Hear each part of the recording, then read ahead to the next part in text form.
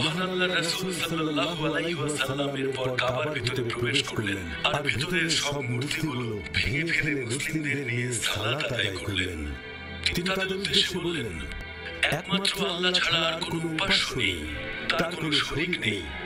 তিনি তার বান্দাদের সকল সাহায্য করেছেন, তিনি মুশরিকদের পরাজিত করেছেন। হজ যাত্রীদের পানি প্রদানের মাধ্যমে পূর্বে সংঘটিত বিশাল ঘটনা এবং